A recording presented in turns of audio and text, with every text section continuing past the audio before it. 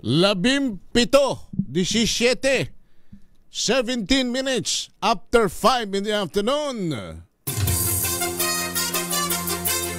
Dahil ang pamamahayag kailangan laging patas, ang pagtalakay ng bawat issue dapat laging parehas. Narito na ang balitaan at talakayang hihimay sa punot dulo ng mga issue.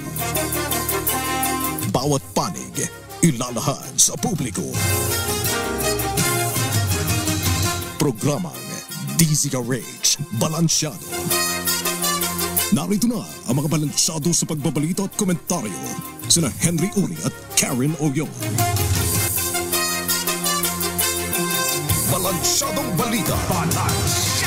Pilipinas, araw ng Huwebes, 4 na sa buwan ng Disyembre taon 2025. Sa ulo ng mga balansyadong balita.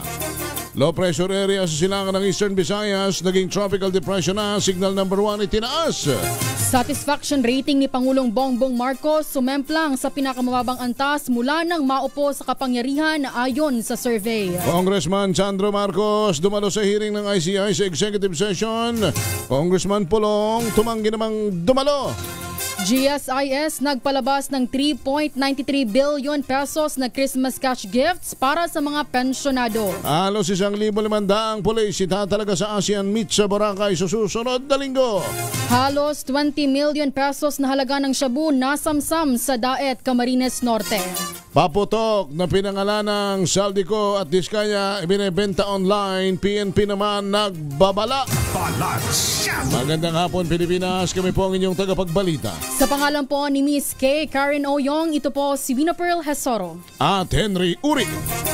Sa detalye ng mga balita, isa nang ganap na bagyo ang low pressure area na nasa loob ng Philippine Area of Responsibilities. Ayon sa Pag-asa, huling namataan ng Tropical Depression Wilma sa lahing 595 km silangan ng Eastern Visayas. Taglay nito ang lakas na hangin aabot sa 45 km per hour malapit sa sentro at bugsong aabot naman sa 55 km per hour habang kumikilos pakanluran, timog kanluran sa bilis na 10 km per hour. Dahil dito, itinaas ng signal number 1 sa Northern Samar, Eastern Samar, Samar, Biliran, Leyte, Southern Leyte, Surigao, kasama na ang Siargao, Bukas, Grande Island at Dinagat Island. Pinagyang din naman ng Pag-asa na mayroong hanggang 36 oras bago maramdaman ang epekto ng nasabing bagyo na nasa mga lugar ng signal number 1. Samantala, sumadsad sa pinakamababang antas ang satisfaction ratings ni Pangulong Ferdinand Marcos Jr. Ito po ay batay sa survey ng WR numero na ginawa noong Nobyembre. Ayon po sa ulat, ang performance satisfaction score ni Pangulong Marcos ay bumagsak ng 21% na 14% na mababa mula noong August 2025. Ang naturang pagsamplang ay pinakamatindi simula noong February 2025 o sa pool ng maupo sa poder ang presidente. Aabot po sa 1,414 na respondents ang tinanong sa nabanggit na survey noong November 21 hanggang November 28. Samantala, sumalang na si Presidential Senate House Majority Leader Sandro Marcos sa pagdinig naman ng Independent Commission for Infrastructure o ICI, pero humiling ito ng executive session. Dahilan ng kanyang abogado, posibleng magbigay ng mga critical information ng kanyang kliyente na maaaring makaapekto sa investigasyon kung ila-livestream ito. Narito ang tinig ng abogado ni Sandro. May I ask for the grounds why you request for an executive session? Your Honors, we have written earlier to formally request for an executive session because our client here has already submitted himself voluntarily. He would like to share as much information as he can, as candidly as possible. And more importantly, there may be critical information that may be elicited from his testimony which may jeopardize or compromise further investigation of this commission. So for that reason, we again request that for an executive session for Congressman Marcos. Kaugnay niyan, tinalakay ni Presidential Son at House Majority Leader Sandro Marcos ang mga aligasyon ni resigned Congressman Zaldico sa pagharap niya sa ICI. Sa ambush interview matapos ang executive session, sinabi ng kongresista na pawang kasinungalingan ang mga paratang sa kanya at tinawag pang political play ang mga pahayag ni Ko para sa tangkang destabilisasyon sa gobyerno. Idiniin ng nakababatang Marcos na imposible ang aligasyon nitong siya ang responsable sa 50.5 3.9 billion pesos na budget insertion, gayon din ang umano'y utos ni Pangulong Marcos na 100 billion pesos na insertion. Nang tanungin kung dapat bang imbestigahan ng ICI ang Pangulo, sinabi ni Congressman Marcos na ayaw niyang magsalita para sa komisyon. Pakinggan po natin si Congressman Marcos. Honestly, to my knowledge, no, it's not possible. Because first of all, the executive has nothing to do with the legislative. And secondly, the allegations are untrue. I did not do any such a thing. Kung nakikita niyo po yung listahan, may mga project dyan sa Davao City nakalista sa Davao City. Alam naman natin sino nakatira doon, ba't ba ako maglalagay ng projects doon? Sana naman pag-aral nila ng mabuti. But in any case, it's really not worth it. It's just, like I said, it's just Samantala, abot naman sa 3.93 billion pesos ang ipinalabas na pondo ng Government Service Insurance System bilang pamasko sa kanilang mga pensyonado. Ayon sa GSIS, nasa 411,692 eligible pensioners ang makikinabang sa cash gift na katumbas ng kanilang isang buwang pensyon o di kaya naman ay 10,000. Ito din ang kauna ang pagkakataon na kasama na sa biyaya ang mga tinatawag na prorate pensioners at ang mga nagretiro sa ilalim ng Republic Act 7699 o Portability Law. Sa iba po nating balita, abot sa 1,500 na pulis ang itatalaga sa pagdaraos ng ASEAN meeting sa isla ng Boracay sa Malay Aklan sa susunod na linggo. Sinabi po ni PNP Acting Chief Police Lieutenant General Jose Melencio Nartates na kasado na ang security preparations para sa mga delegado na dadalo sa ASEAN Senior Officials Meeting Retreat sa December 10 hanggang 13. Bukod po sa checkpoints at CCTV monitoring, magde-deploy ng highly trained police personnel sa mga pangunahing lokasyon ng pagpupulong. Inatasan na po ni Nartates ang Police Regional Office 6 na gawing regular ang pag-update sa security plan habang nalalapit ang ASEAN meeting. Halos 200 pong delegado ang inaasahang dadalo sa nabanggit na pagpupulong. Samantala, nasabat naman ng Camarines Norte Police Drug Enforcement Unit at ng Philippine Drug Enforcement Agency ang tinatayang 3 kilo ng hinihinalang shabu na may kabuang halaga na 20.4 million pesos sa Daet sa Camarines Norte. Naaresto rin ng mga otoridad ang 3 high-value individuals na kinikilalang sina alias Dan at Mando na parehong residente ng Bacoor, Cavite at isang alias Iris na taga Las Piñas. Na-recover mula sa mga suspect ang 669 na pirasong peking 1,000 bills na budol money na ginamit sa operasyon at markadong buy-bust money na harap sa kasong paglabag sa RA 9165 ang mga suspect. Samantala, ibinibenta na rin sa social media ang mga bagong paputok na may mga pangalang Zaldico at Diskaya. Ayon po kay PNP Anti-Cybercrime Group Director Police Brigadier General Wilson Asueta, na mamonitor na nila ito online habang papalapit ang Kapaskuhan. Pero paalala niya, bawal ang kahit anong pagtitinda ng pailaw o paputok sa internet, legal man o illegal ang klase ng produkto. Sa unang linggo po ng buwan ng December, umabot na sa 10 o 10 katao ang naaresto ng ACG dahil sa online selling ng paputok. Karamihan umano sa mga paputok na nabibili online ay ang mga produktong King Kong at tuna. Pakinggan po natin si Police Brigadier General Wilson Asueta. Lahat na mga ganyan na basta pinagbabawal at ito ay hindi naaayon sa sa component, standard component at lumabas ito sa lalo na pag merong mga explosive component na ito ay lalong pinagbabawal. Well, meron kaming na-monitor kaya ito ay tinututukan natin. Balansyado. Samantala, sa iba pang mga balita, my 77-year-old body cannot take it anymore. Ito ang sinabi ni Independent Commission for Infrastructure member Rogelio Babe Singson matapos naman ang kanyang irrevocable resignation. Ayon kay Singson, labas-masok siya sa ospital, sumalang sa medical workout at saka una ng pagkakataon, pinainom na siya ng maintenance medication para sa high blood, cholesterol at iba pa. Aniya, hindi rin sanay ang kanilang pamilya sa grabing stress at security para sa kanilang kaligtasan. Narito ang kanyang tinig. Because of the stress, my 77-year-old body cannot take it anymore. That's the other half of the situation. I've been in and out of the hospital. I just came from a medical workout this early. So, alam niyo na, pagka nag-medical workout ka, jeta ka ng 10 hours. No? Maaga kang nagigising, blood extraction. This is the first time in my life that I've been asked to take maintenance medication for heart, high BP, high cholesterol, high creatinine, name it, everything is red flag in my body.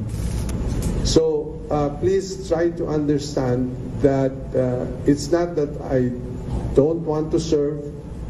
It is just that my body and also the stress on my family, we are not used to this heavy stress, including heavy security for the family's safety.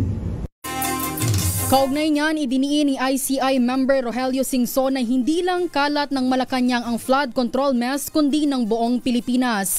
Sa press briefing, sinabi niyang hindi naman ito mangyayari kung hindi nagsasabwata ng ilang ahensya ng gobyerno kabilang ang pinamumunuan niyang DPWH. Ginawa po ni Singson ang pahayag nang hingan siya ng reaksyon sa sinabi ni Congressman Edgar Erice na naramdaman umano ng commissioner na ginawa ng punching bag ang komisyon at baka maakusahan pang washing machine kaya siya nagbitiyo. Nagpahayag din siya ng sama ng loob at binanggit ang flood control master plan para sa 18 major river basins na sumasaklaw sa 63 probinsya sa buong bansa. Pakinggan po natin si Singson. Hindi naman kalat lang ng Malacanang ito, no? Kalat ng buong Pilipinas. I mean, this will not happen without connivance of several offices, no?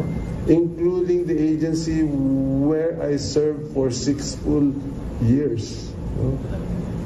Kaya ako nalulungkot. No? And I keep repeating, even today, I will repeat it again in front of all of you.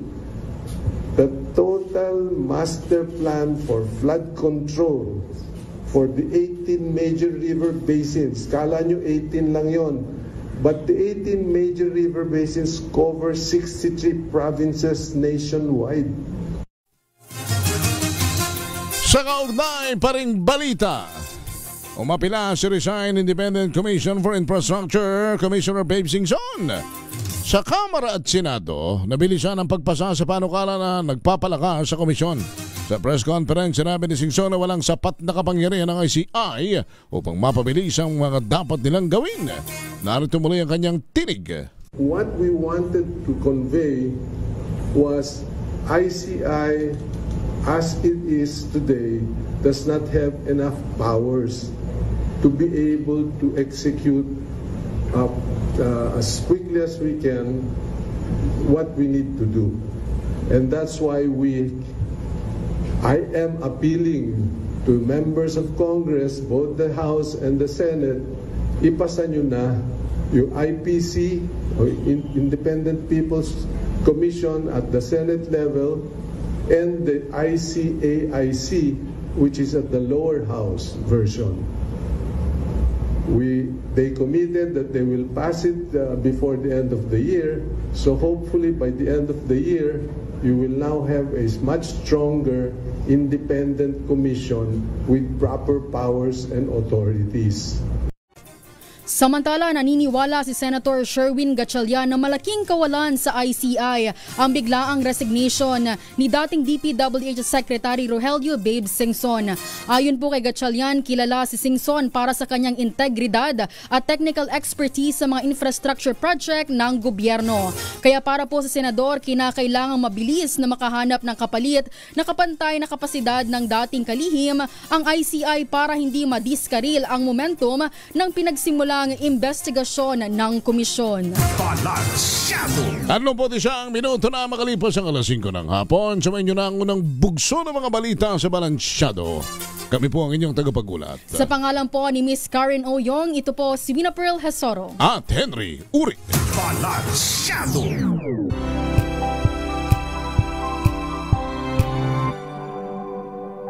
At nagbibigay po ng mataas na pagrespeto kay dating DPWH Secretary Babe Singson.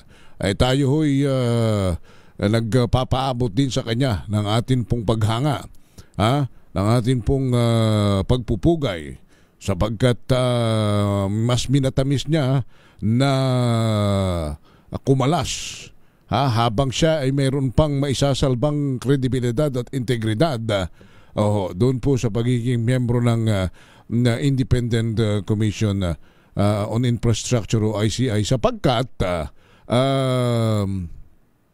yung kanya namang pagkakasama roon voluntaryo voluntaryo in the sense na siya hinirang at nung siya na may sumanib dyan hindi naman siya nagtanong kung magkano susweldohin, ano ang perks and privileges. Serbisyo sa bayan ang ginawa niya kanya siguro naramdaman din niya na tama naman ang kalahati ng kanyang dahilan yung kanyang kalusugan, seguridad ng pamilya, at ang kalahati yung sinasabing walang pangil sa ngayon talagang walang puro angil walang pangil. Ibig sabihin ng puro angil ay di nagpapagalit lang sa mga natutuklasang infrastructure anomalies, pero wala naman silang pangil para makapag sagawa ng nararapat nilang gawing makatutulong lalo sa pagsawata ng korupsyon. Sapagkat wala naman silang kanila lamang komisyon na nag-iimbestiga. Then after the investigation, they will submit it to the ombudsman. And the ombudsman has a final evaluation kung ihahabla na ng tuluyan doon sa Sandigan Bayan yung mga nakikita ng ICI. Nako, talaga kung ang bayan kasi maski na sinong inyong tanungin ngayon. Simula sa baba hanggang sa itaas, simula sa masa hanggang sa profesional, galit na. At wala na pong sumasambulat sa kanila mga labi, kundi akala ba natin may pinangakong makukulong na malalaking isda. Ano na ba ngayon? December 4 na ngayon. So 21 días na lamang kasama ang Sabado-Linggo na para makita natin at mapatunayan yung sinasabi nilang bago magpasko may magpapasko sa kulungan ng malalaking isda. Right now mga nakukulong pa lamang yung mga yung mga pobre, mga taga DPWH na nagamit din lamang naman dito sa anomalyang ito. Balansyado! Si Lian Loreto ng Pag-asa. Lian, magandang hapon. Magandang hapon po, Sir Henry, at sa lahat ng ating matutunan. Balita po muna tayo dito sa bagyong Wilma. So si Wilma nga po ay nasa may Philippine Sea at nasa lang 575 kilometers silangan ng Katarman, Northern Samar. Mas bumabagal nga po at may taglay na hangin na aabot sa 45 kilometers per hour at pagbugso na aabot sa 55 kilometers per hour. Sa kasalukuyan, kumikilos po ito west-southwestward, may kabagalan 10 kilometers per hour at nakikita natin, posible pa rin po ito mag-landfall either po sa may Eastern Visayas or Dinagat Islands, possibly po bukas ng gabi o sa Saturday po ng umaga. Ngunit kahit hindi pa po ito nag-landfall, yung sentro ng bagyo, ay nararanasan na nga po ng ating mga kababayan sa Eastern Visayas yung mga pag-ulan na dulot nitong si bagyong Wilma. Kaya posible din po na makaranas pa rin po sila nung simula po ngayon ng mga pagbaha at pagguho ng lupa, kaya doble ingat yung ating mga kababayan dyan. At sa nakikita nating forecast track ay para nga po itong yung mga dadaanan itong si bagyong Wilma ay yung mga nadaanan na ng mga nakaraang mga bagyo. So sana po yung makapaghanda po yung ating mga kababayan sa mga posibleng impacts po ni bagyong Wilma dahil dadaan po ito sa may Visayas region maging sa Northern Palawan simula po bukas ng gabi hanggang sa Martes po ng hapon. At nakikita nga natin ngayon, posible nga po ito magdala ng mga malalakas na mga pag-ulan sa mga nabanggit na lugar kahit mahinang bagyo lamang po ito habang tinatawid ang Visayas. So tropical depression lamang po yung ating forecast dito sa bagyo. Ngunit emphasize ko nga lamang po, malakas po yung mga pag-ulan nitong bagyong Wilma. At ngayon nga po ay nakataas na ang wind signal number 1 sa southern portion ng mainland Masbate Northern Samar, Eastern Samar, Samar, Biliran, Leyte, Southern Leyte, maging sa may northern portion ng Cebu, kabilang ang Bantayan at Camotes Islands, sa may eastern and central portions ng Bohol, Surigao del Norte, kabilang din ang Siargao at Bocas Grande Islands, Dinagat Islands, northern portion ng Surigao del Sur, maging sa may northern portion ng Agusan del Norte. Doble ingat po yung ating mga kababayan sa posible din pong dala ng mga impacts nitong malalakas na hangin. At sa ngayon nga po, aside dito sa bagyong Wilma, binabantayan din natin yung bugso ng hangin nitong Amihan dahil ito nga po yung makakaapekto sa malaking bahagi ng Luzon, kaya't maaalon din po na karagatan ng ating inaasahan. Nakatawas na din po ang gale warning sa may northern and western seaboards ng northern Luzon, maging sa may eastern seaboard ng Luzon at Visayas dahil po dito sa Amihan, maging dito po sa bagyong Wilma. At yan lamang po ang latest mula dito sa Pag-asa Weather Forecasting Center. Ito po si Lian Loreto. Thank you, Lian Loreto. Yun ang mga binabanggit na mga lugar. Baka kayo may mga tubig pang hindi umuot-ot dyan, hindi umuok-ok dyan at binabaha pa kayo. Tinamaan ang lintik na baha talaga. Mabalik tayo doon kay Secretary Babes. Talaga hong alam niyo yung mama ho naman na yan, kilala naman yan ng industriya, kilala po yan ng burokrasya, kilala ho yan alam natin ang pagkatao niya, yan napakalinis at napakamatuwid na tao niyan. Siguro tao lang ho yan. Yung kanyang mga natutuklasan, yung kanyang mga naririnig through executive session, through investigation, yung kanyang mga nadidiscover, ayun tao lang ho yan tsak na yan pag-uuwi, dala-dala niya sa kanyang dibdib na gusto niyang ipaglaban ng karapatan at kapakanan ng mga mahihirap na pinagnanakawan. Kaya nai-stress pagkatapos hindi naman niya magawa sapagkat yung ICI, sabi nga niya wala ngang pangil investigating fact-finding commission lang Diba? Alam mo yung pakiramdam na may nalaman kang kasuklam-suklam na napapamura ka, gusto mong ipaglaban yung mga inaapi pero wala kang magawa sapagkat wala sa kwan mo yun sa katungkulan mo yun ang iyo lamang katungkulan magsagawa ng investigasyon, magrekomenda. Pero hindi yun ang gusto mo Gusto mo ng katarungan para sa mga mahihirap na pinagnakawan. O kaya na-stress na yung mama. Hanggang sa hindi niya nakayan. Sagsasapin-sapin na yung kanyang high blood, cholesterol. Sabi niya, di ba? Nagtaas ang bigla isipin, hirap yun talaga pagkatapos pati mga anak niya siguro hindi na rin makatulog at palagi na lamang may bantay sarado yung sino namang hindi naman mapapaisip na kumalas pag ganyan. Pagkatapos ang sabi niya, may nabasa pa nga ako na yung ICI daw, wala namang staffing pattern na maayos. Ang mga computer doon, minsan kanya-kanya pa ng dala at nanghihiram pa kung hilaw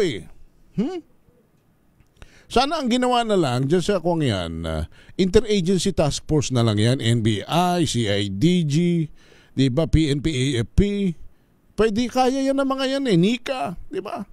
Kung yan ay nagsagpi-sagpi na lamang at isa sa kanila ang hinirang na lead agency sa pagsasagawa ng investigation, palagi ko mas mabilis pang kumilos sapagkat yan ang kanilang trabaho talaga. Di ba? Isipin niyo kung ang NBI on top of the situation of that investigation, kaya naman yan, isang unit ng NBI. O for that matter siguro, sasama nga niya yung mga iba pang mga ahensya ng gobyerno. Di ba? At ang sabi ni Baby Singson, ang pinag-uusapan daw na pondo na inalat sa ICI, ang pondo raw ay nasa dyaryo. Ibig sabihin, di wala silang nahihita riyan. Baka mamaya nga naman, pati, ito naman ang kulog talaga. Nagpiesta sa, nandiyan na ba? Andiyan na ba si Atty. Cayosa?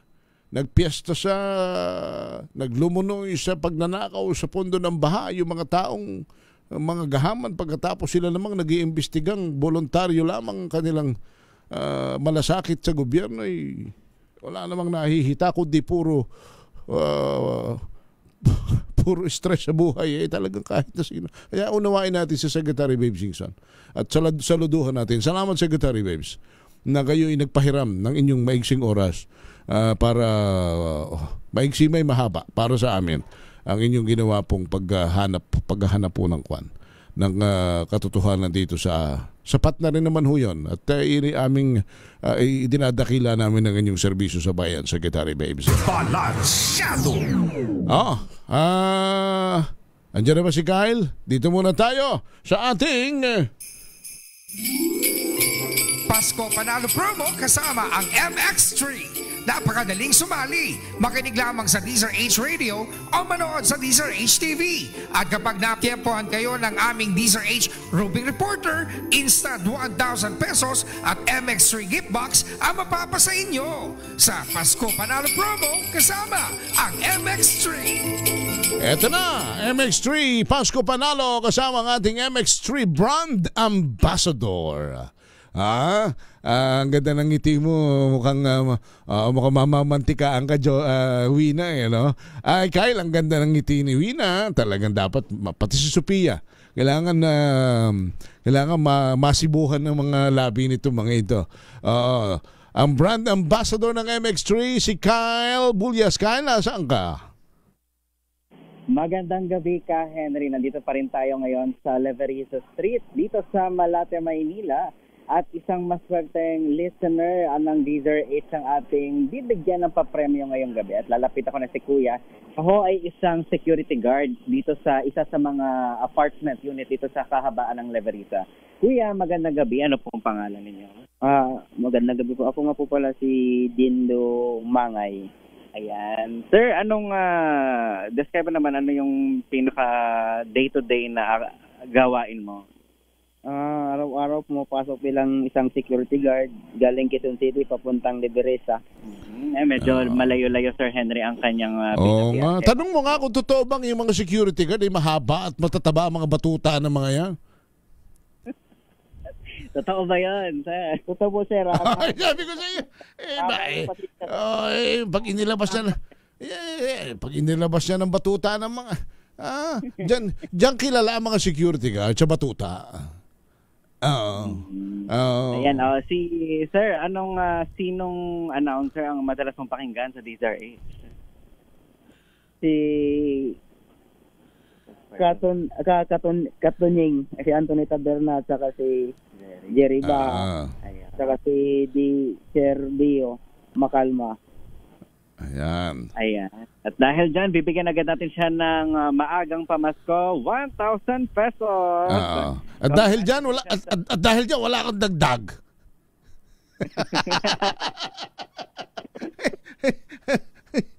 Bakit naman, Henry? Oo, akala ko'y nakikinig sa hapon. Hindi yata tayo naririnig sa hapon. Yain na. And then, ano naman kasi, usually, pag nabanggit niya kanina sa atin, Henry, pag ganito, biro lang. Meron namang magandang pamaskong ibibigay ang MX3. Dapat nabanggit mo na ka, Henry, hindi lang 1,000 peso cash ang ipamimigay natin. Meron din siyang MX3 gift box at mini component. Ayan, Kuya Het, pakita natin ang ibibigay nating papremyo kay Sir. Ayan, Sir, ang gift box, hatid yan ng MX3. Meron niyang kape at food supplement at of course, t-shirt. At meron ka ding mini component mula sa Deezer H. Ano masasabi mo, Sir? Maraming salamat po sa DCRH. At saka kay Sir Henry po pala. Sige. Bigyan mo ng Bigyan mo ng, nandiyan na ba yung kanyang mini component? Andito na. Sir, yung MX3, yan ay pampaltibay ng resistensya laban sa sakit. Kaya kahit naka-duty ka araw-araw, siguradong hindi ka tatabla ng mga kung ano mga kalikamor na sakit yan, ha? Inumin mo parati yan, Yes po, sir. Sige, salamat, Kuyang, salamat. Maraming salamat po, sir. Ayan, maraming salamat kay Sir. At sa mga nakikinig sa atin ngayong hapon, lakasan na ninyong inyong mga radyo at telebisyon. Baka kayo na ang susunod na mananalo ng 1,000 pesos at MX3 gift box. Dito pa rin yan sa DZRH Pasko Panalo promo hatid ng MX3. Dito tayo believe. Ito po si Kyle Bulyas ng DZRH. Una sa Pilipinas, una sa Kulang na naman ng extra natin, Kyle. Hindi tayo. Kailangan kompleto yung extra. Hindi kita bibitawan. Take 2. Ano ba ang extra natin? Dito ako believe. Hindi. Yung turo sa iyo ni Kwan. Yung turo sa iyo ni Wina. Paano ba? Ano bang dapat mong sabihin? Ito po si Kyle Bulyas, ang brand ambassador ng MX3. Okay, sige. Ulit. Take 2. Go. Atid pa rin ito ng DZRH Pasko Panalo promo kasama ang MX3. Dito tayo believe. Ito po ang brand ambassador ng MX3, Kyle Bulyas ng DZRH. Una sa Pilipinas, una sa Pilipino. Di ba? Sabi ko sa iyo, Ati Diyos, Ati Wina Ikon mamatindi ito. Di ba, si Ati Cheskay nakikinig naman yan, Ikon. Napakahusay na manager niyan. Kyle, salamat ng marami. Thank you. Alright, si Kyle Bulyas sa ating MX3 Pasko Panalo promo. Balansyado. Ito na, let's go to the serious matter again. A very serious discussion with Attorney Domingo Cayosa, si Attorney Egon, ang dating presidente po ng Integrated Bar of the Philippines. Makahingi nga tayo ng kanyang insights dito sa ICI na ito at saka pag-resign itong si Secretary Babes. Kung sa tingin ba niya kahit halimbawang siya ang nasa katayuan ni Secretary Babes, paano nga naman niya haharapin yung mga challenges ng ICI internally and externally. Attorney, magandang gabi po sa inyo, si Henry Uri po. Good evening, Henry. Magandang gabi po sa ating mga kababayan. Attorney Egon, yun bang kapag-resign ni Secretary Babes sa inyong habang kayo nagkakapi-kaping mga abogado sa inyong liga, ano ang inyong napag-uhuntahan tungkol riyan? Una, malaking setback yan sa ICI sapagkat sa tatlong commissioners nito, si Secretary Singson talaga ang experience pagdating sa kalokohan o kaya yung mga pasikot-sikot ng DPWH. No? Yung dalawa, kumbaga, stranger yung isa retired justice, yung isa naman private sector na accountant. So very limited. Siya ang pinaka-experience and competent kumbaga sa DPWH systems at kasama na yung mga sindikato dyan. So malaking setback yan. It should also be a wake-up call for the administration kasi nagpapasalamat tayo na naninilbihan sila dyan pero kulang naman talaga ang kanilang poder, wala silang proteksyon, at hindi naman talaga silang independent na komisyon. Okay, I'll pick up that word. Kulang, hindi naman talaga sila independent. What does it mean po, Attorney Cayosa? Ang pondohan yan, pinopondohan siya ng opisina ng presidente. So, yung funding, manggagaling sa opisina ng presidente. So, pangalawa, yung pag-a-apport sa kanila, wala naman silang security of tenure, di ba? Wala silang protection against subsequent cases. Kasi ang makakapagdagi na, makapag-arihang mga tao di ba? And then, yung kanilang personnel, bagong opisina, kung saan-saan na lang sila kumukuha, nagsa-secondment na lang from other government offices. Wala naman silang intelligence man. So, it is a month-to-month o a year-to-year nag-request lang yan ng pondo sa presidente. Kung hindi sila masikaso o kaya hindi nagkakaintindihan kung anong direksyon o ano yung mga polisiya, baka nga maiipit ang pondo nila. Sila yung nakapronto sa atin, di ba? Ang taas ng expectation, ang taas ng demand ng taong bayan sa kanila. Pero hindi naman sigurado yung kanilang posisyon at saka yung kondo at yung opisina nila. So, talagang naintindihan natin na they are out on a limb, kumbaga ba? Opo. Attorney, worry bagang sila'y parang, kasi binabanggit ninyo yung malalakit mabibigat na tao, personahe ang kanilang binabangga.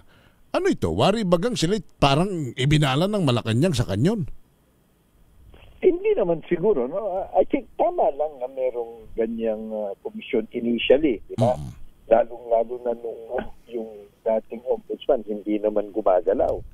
So kinakailangan talaga yan. Plus, makakatulong sana sila dun sa pagkalap ng informasyon na kung yung preliminary work na dapat ginagawa ng ombudsman, magagawa na at nakafocus lang sila sa infrastructure. Ang ombudsman ho kasi, kahit constitutional body yan, well-funded, maraming tauhan, maraming poder, kapangyarihan, lahat ng katiwalian, anumang klase, responsibilidad nila yan. Ng ombudsman. Tama lang naman na merong independent commission na nakafocus sa infrastructure kasi talagang nagulat tayo sa katambuhalang pandarampong sa atin dyan.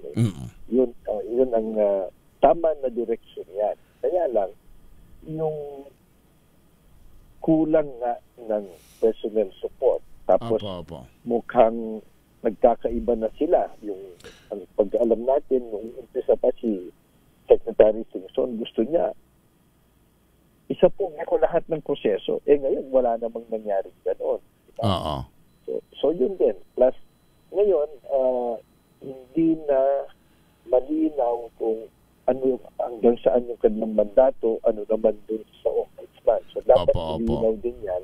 Para sa ganoon, may seamless, walang friction, walang wrong, yung conflict. Kanina ho, attorney, binabanggit ko na kung kaya ang ginawa na lamang Interagency Task Force, NBI, CIDG, NICA, and other investigating authorities, for that matter, PNP and AFP, sa tingin ninyo, kung yun na lang ang ginawa, maaari kayang makapagtrabaho din sila ng maayos or kung hindi man sila ang miyembro ng ICI? Well, mas maganda sana kung task force kasi yung established na yung kanilang sweldo, personnel, budget na yan, at yung kanilang mga kapangyarihan malinaw na sa batas. Sanay na sila dyan. Task force sana. But I think because of political circumstances, gustong palabasin na independent commission. But pangalan man yan sa katotohanan under the office of the president. Mas maganda na lang sana ng task force na siya. Mas maraming mapapagalaw na tao. Tama, opo. Kaya yun na nga ho, attorney, actually ang naririnig natin komento ng iba. How can it be independent? If the president is the one founding that ICI and siya rin ang nag-appoint. Yun na nga Plus yung pondo, sabihin na natin na itong na-appoint niya, they have their personal independence. Pero yung pondo, di ba? Oo. Dahil sa kanila. Pag task force kasi at Henry, yung kaagad mga kapagtrabaho, they have their own network. Meron silang intelligence fund, meron na silang clear mandato. Pero pinagsama-sama, yun mo, NBI, Kapulisan, AFP, di ho ba? COA, Ombudsman, DOJ, buong bansa sana. Di ba? Ang krisis ngayon ng gobyerno, yung nung gumawa ng ganyang komisyon, ang tingin ng tao, sige, mabilis yan. Dahil nga walang tao, walang pondo, at gumagawa pa lang sila ng rules, talagang super baba. Kaya bumababa ang sensibilidad. So, attorney, moving forward, ano ang dapat na maging mukha at katawan hanggang sa makatayo ng mag-isa na may kapangyarihan itong ICI?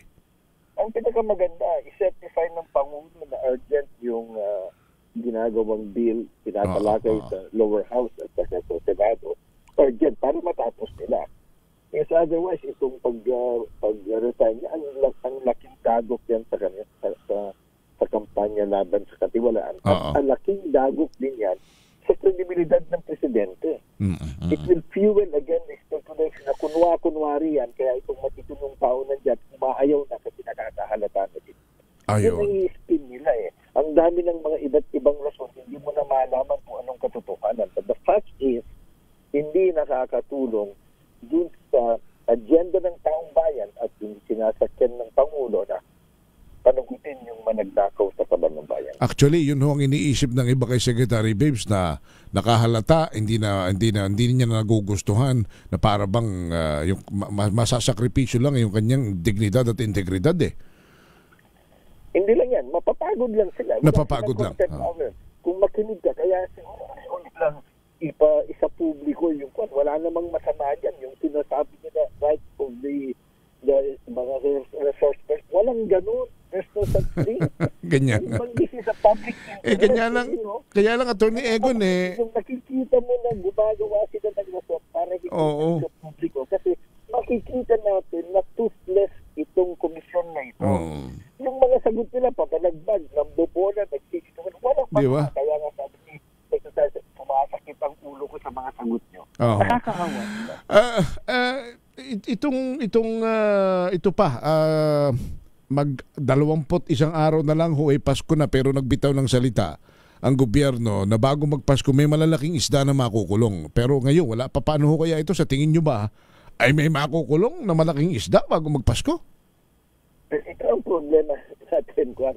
Yung pagpapakulong, wala ho yan sa poder ng executive, nasa judiciary. Yan. Kaya kung ganun din kabagal ang judiciary, ganun din kakorap, wala tayong makikita. Naalala ko nga pala yung sinabi ninyo sa amin noon na kahit na anong gawing investigasyon, kung ang judiciary naman ay iba ang tinatakbo, ay wala rin mangyayari. Tama ho ba yung binabanggit nyo sa amin noon? Oo, yun paulit-ulit na sinasabi natin para hindi tayo madismaya. Dapat may focus din tayo sa judiciary kasi kung susuriin natin ang mga nakaraang skandalo tungkol sa kalokohan at tiwalian, malaking role ng judiciary. Ang daming pinalusot ng judiciary na mga hukom, mga justices, na mga mandarapong. Kaya nga lumakas ang loob nila eh. Diba? Gusto nga nilang makasuhan sila kasi alam nila kaya nilang influensyahin, takutin, bayaran, o kung ano-ano pa. Technicalin. Kanya lang, paano po ito? Talagang ang tao ho'y sumisik doon ang damdamin dito sa wala talaga pang nagpagawa na ng kulungan pero wala naman nakukulong na. Attorney, ano ba? Hindi ba? Yun na nga yung they have to manage it better kasi nga unti-unti nakakahalata ng taong bayan. Diba? Pati yan paggawa ng bagong kulungan. Bakit tayo gagawa ng bagong magandang kulungan yung sa mga mandarambong sa kaban ng bayan? Diba dapat doon sila sa ordinaryong kasama. Bakit may special treatment? Di ho ba? Tama. Yung ang samang tingnan itong special, itong komisyon. Sabi nila, matagal bago nila sinabi, sige, online na kami, live streaming. Pero ngayon, pag hindi yung congressman ng executive session, ganun din ba ito? Huwag na lang sana silang nangako. Parang kalukuhan lang ito. At saka, yung nakikita ng taong bayan na napapasalamat tayo sa effort nila pero kulang na kulang at hindi consistent. Opo. At saka, Attorney, ganito, correct me if I'm wrong, yung bang mga pronouncement ng like Blue Ribbon, Ombudsman, na may mga salita silang, sa tingin ko, hindi makakasali si ganito. Sa tingin ko, malayo makakasali si ganito. Sa tingin ko, walang ebidensyang wala pa tayo doon sa ganun punto. Ano ho ba yan? Dapat bang naririnig sa kanila yan? At hindi ba nakaka-apekto ho sa trabaho ng ICA yan? Ang magandang punto yan, Henry. At yun nga ang sinasabi ko noon, na kung masyadong maraming nag-iimbestiga o kaya maraming nagsasalita, hindi sila nag-uusap, hindi nagko-coordinate. Pag nagsasalita sila, umaasa ang taong bayan o kaya naniniwala ang taong bayan. So, ngayon, magkakasalungat na tuloy ang sinasabi nila eh. Diba? Oo. So, yung mas lalong naguguluhan ang taong bayan. At pag naguguluhan ang taong bayan, eventually, mahalata nila mukhang sinasarswera tayo dito, sinetelenovela. Oo kasi so, yun ang nangyayari. Pinipilit natin na hanapin ang mastermind, ang pinakamalaking tao sa lugar sa iskandalong ito. Pero may mga pronouncement naman na kulang na lang absueltuhin yung mga yung mga hinahanap ng ICI. Paano nga naman ito? But tuwang-tuwa yung mga defense counsels kasi gagamitin nila lahat ito to show inconsistencies.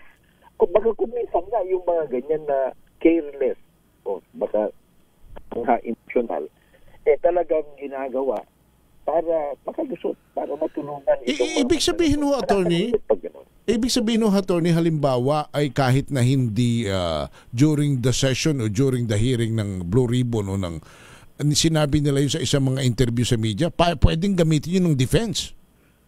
Of course, kasi nga, it's given in public. Gagamitin na, it may not have a very high property value, pero gagamitin nila to confuse, di ba? Kasi lahat nito, sa ngayon ng gobyerno, they're authorized to do these things. For example, Senado, Kongreso, Ombudsman, DOJ, NBI, tapos itong komisyon nito. Kung magkakasalungat ang sinasabi nila, siyempre, magaling kang defense counsel, papakita mo itong gobyerno ito, iba-ibang sinasabi.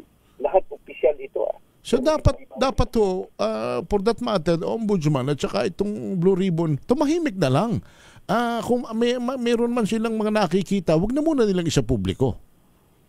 Mas maganda siguro, let their actions speak louder than their mouth or their words. Anyway, nako, masalamat ng marami muli sa inyo pong paliwanag at pagtutuwid sa ilang mga dapat na sanay. Pero ang nakuha namin sa inyo, let the president should certify this proposal empowering the ICI as urgent. That's the only way to have it done. Kasi kung hindi ho yan magpapasa at madidismaya lalo ang tambayan. Alright. At mahirap yung magiging katatayuan talaga ng ICI kung wala silang pinaghahawakang matibay na sandigan na batas. Ano ho? At Attorney, salamat ng marami sa inyo for joining us again. Maraming salamat. Magandang gabi ho. Alright. Si Attorney Domingo Cayosa. Ayun ho, kita nyo, ang ganda nung sinabi niya. Hindi ba? Dapat ma-certified urgent yung paano ka lang batas na nagbibigay po ng balugbog sa ICI. Ay, nako. At saka, sana naman, yung mga nag-iimbestigang iba pa, I know this is a political matters, but please lang, kasi hindi naman pinag-uusapan natin dito, simpleng nakawan lang sa politika. Bilyones na ninakaw sa pundo ng tao, na ngayon ay maraming hindi makapagpagamot, maraming hindi makapag-aral, maraming walang trabaho, nagugutom dahil ang pondo dapat na napupunta sa kanila, napunta sa DPWH pero ninakaw naman, ginawa namang ghost project. Nalikida ang pera, wala naman tayong proyektong nakikita, tinamaan ng kunat. Balansyado! We'll be right back, 6:14.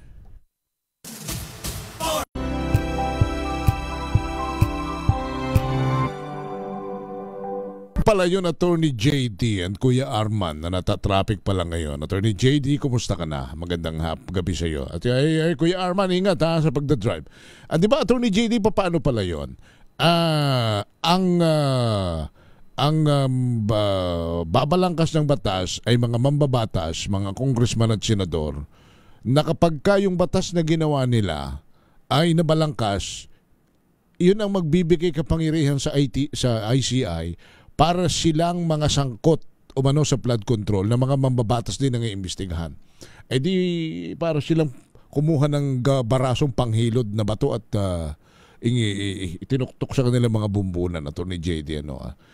Kung kaya ito, hindi kaya ito matulad sa paano ka lang political dynasty law, anti-political dynasty law, na kanya nagpakakatagal-tagal sapagkat para silang yun na nga, kukuha lang sila ng batong ipupukpok sa kanilang ulo.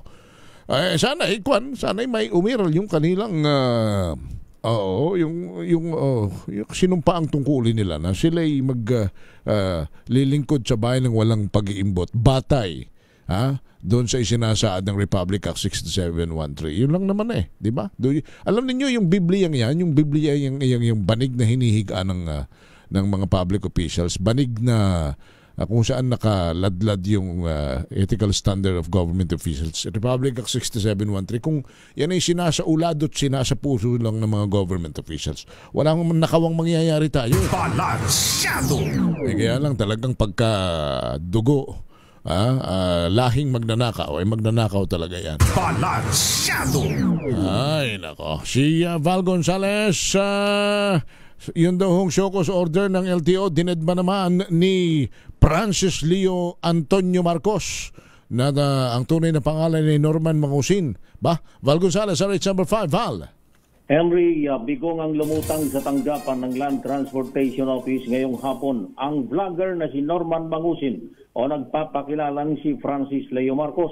Hindi sinipot o binaliwala lamang ni Mangusin ang Showcause order o SCO na inilabas ng LTO laban sa kanya dahil sa patong-patong na mga paglabag sa Traffic Code of the Philippines. Sabi ng LTO, hindi formal na naisilbi ang SCO kay Mangusin dahil move out o wala na raw ito sa address na kanyang ginagamit sa BF Homes, Parañaque City.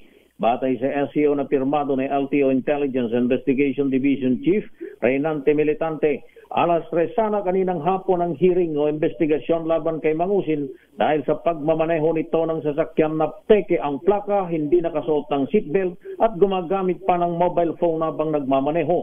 Natunto ng mga violations ni Mangusin nang i-post nito sa kanyang FB ang pagmamaneho ng Ford Expedition habang nagbablog.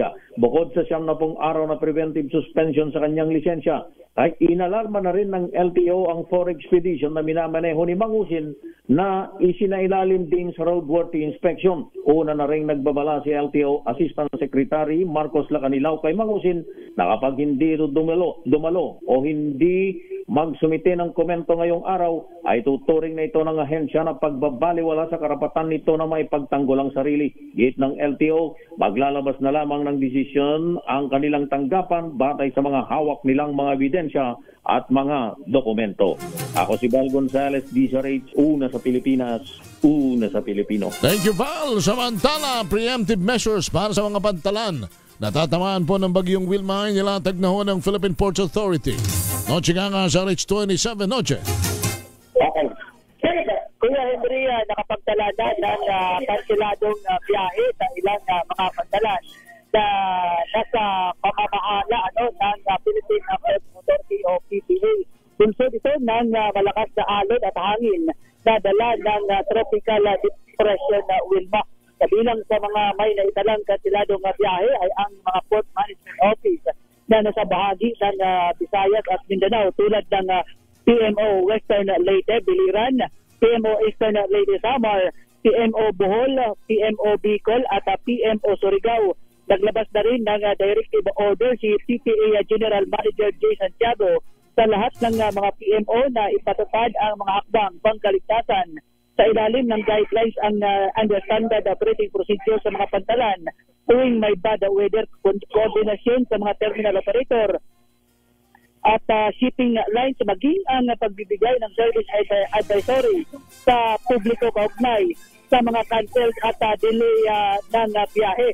Ito natutupad din ng mahigpit na monitoring sa vessel movements at cargo handling operations.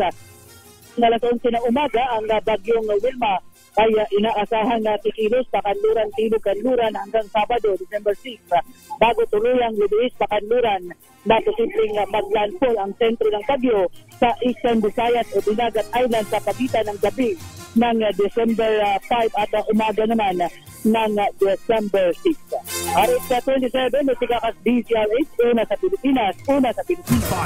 Thank you, Noche. Samantala, bagong tulay sa Davao City magpapabili sa daloy ng serbisyo, trabaho at kabuhayan ayon sa Pangulong Marcos. RH 14, Let Narciso Letter. Nakatakdang buksan sa December 15 ang bagong tayong Davao River Bridge sa Davao City na itinuturing ni Pangulong Ferdinand Marcos Jr. na pamasko para sa mga residente at biyahero sa Davao. Ininspeksyon kanina ng Pangulo at ilang opisyal ang higit 1 kilometrong tulay na inaasahang magpapaluwag sa daloy ng trapiko sa Davao City. Ayon kay Pangulong Marcos, iikli sa 20 hanggang 25 minuto ang biyahe ng mga motorista mula sa kasalukuyang halos 2 oras. pagdudugtungin ng tulay ang Barangay 76A Bukana at Barangay Matina Aplaya na magseserbisyo sa tinayang mahigit 14,000 motorista kada araw. Sabi ni PBBM, isa lamang ito sa 4 na legacy projects ng gobyerno sa Davao. Sa Disyembre naman ng susunod na taon, inaasahang matatapos ang isa pang proyekto na Davao City Bypass Project. Ito si Let Narciso para sa DZRH. Una sa Pilipinas, una sa Pilipino. Thank you, Let. Samantala, pag-aproba sa Independent People's Commission Bill, pinamamadali daw ni SP Soto. Raymond Paz. Raymond. Umaasa si Senate President Vicente Tito Soto III na maaprubahan at maging batas sa lalong madaling panahon ang panukalan nitong Independent People's Commission o IPC Bill na inihain pa noong buwan ng Agosto. Ito yung pangbigyan ng mas malawak na kapangyarihan ng Independent Commission on Infrastructure o ICI sa pag-iimbestiga. Paniwala ni Soto, hindi lang dapat flood control ang maaring imbestigahan sa ilalim ng IPC Bill kundi iba pang uri ng katiwalian na nangyayari sa iba pang proyekto ng gobyerno gaya ng mga farm-to-market roads at irrigation. Ang pinatitiyak lang nito ay may tinatawag na sunset provision ang IPC Bill hanggang 2028 lamang na siyang pagtatapos ng Marcos Jr. administration. Umaasa naman si Senador Kiko Pangilinan ng Senate Committee on Justice kung saan nakasalang ang IPC Bill na sa resignation ni Secretary Babe Singson sa ICI ay magbibigay daan ito upang mapabilis ang approval ng nasabing panukalang batas. Narito si Senate President Tito Soto. IPC naman na gusto namin is August pa yun, final ko na eh. Di ba? Kaya talaga namang yun, that will give the ICI now more power and will be institutionalized. Siyempre, ang plano naman namin dito sa IPC, dapat ito may sunset provision dito. Because it's not going to be confined to infrastructure. It can go investigate also on agriculture, internal revenue, and the NIA, and all that. No? So, ito si RH28 Raymond Paz para sa DZRH, una sa Pilipinas, una sa Pilipino. I-ready na ang inyong cellphone dahil tinatawagan na namin ang next winner sa Kring Kring Panalo Malacash sa telepono. Alright, thank you Raymond. Yung report, eto muna. Bago tayo magpaalam, Kring Kring Panalo promo na tayo. Ang ating napili mula sa Cavite, si Valentina Blanca ba?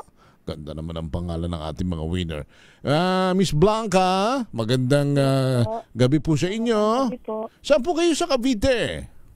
Sa 13 po. Sa 13 Martires. 13 Martires. Oy, naku, malamig ngayon dyan ha. Oo, malapit na rin yan sa Tagaytay eh. Diba? Opo. O, sige po. Ano ang himpilan ng radyo na laging pinakikinggan ng mga taga 13 Martires? Una sa Pilipinas, una sa Pilipino. DZRH po. Ayan. Sana'y palagi po kayong makinig, ha? Para sa mga balita, impormasyon at drama ng DZRH. Ma'am Valentina, salamat po na marami sa inyo. Thank you so much. Thank you so much po. Alright. Yan ang ating winner. At yan na rin po ang kabuuan ng ating mga balita sa Balansyado. Sa kanan ng aking partner na si Karen Oyong, si Joseph Cruzat, at itong si Wina Pearl. Kanina po nakasama natin. Balita ngayong araw na ito ng Huwebes, 4 sa buwan ng Disyembre taong 2025. Maraming salamat po. Ako si Henry Uri. Balansyado.